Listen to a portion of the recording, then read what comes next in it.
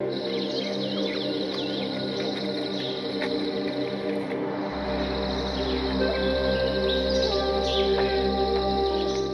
কখনো দুনিয়াতেই মিলে যায় স্বর্গের দেখা।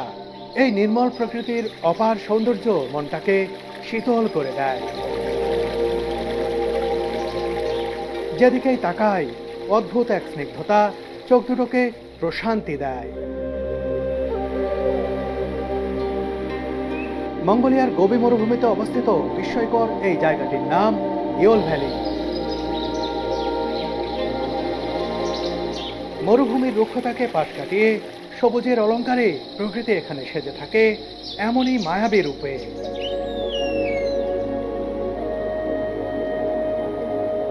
দুটি সুউচ্চ পাহাড়ের মাঝে সৃষ্ট এই ভ্যালিতেই দেখা মেলে বিশালকায় পাখি ইয়োলের।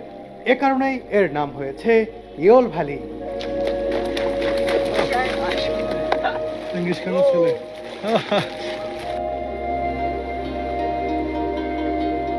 উপত্যকা জুড়ে ফুটে থাকা বিভিন্ন রঙের ফুল, সবুজ তৃণলতা আর স্বচ্ছ জলের ঝিরি পর্যটকদের মুগ্ধ করে।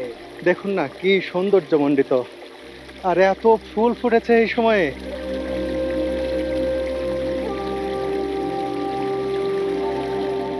সুনীল আকাশের সামিয়ানার নিচে এই ভ্যালিতে টগবগে ছুটে চলার অনুভূতিই অন্যরকম।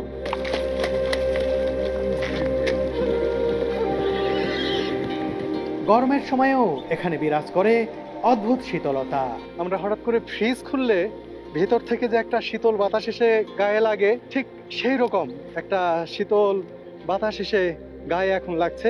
ও একদম ফ্রিজিং কোল্ড, কিন্তু এখানে আমি বুঝতে পারলাম না এই পানির সোর্সটা আসলে কোথায়, আর এত ঠান্ডায় বা কিভাবে হলো। এই ভ্যালির কিছু কিছু জায়গা আছে যেখানে কখনোই সূর্যের আলো সরাসরি প্রবেশ করতে পারেনি, তাই তো হাজার হাজার বছর ধরে এখানে জমেছিল বরফ। এখানেই 2 মিটার উঁচু বরফের স্তর ছিল এক সময়, 2 বছর আগেও ছিল। Global worms happening. বৈশ্বিক উষ্ণায়নের কারণে এখানকার বরফগুলো গলে গেছে।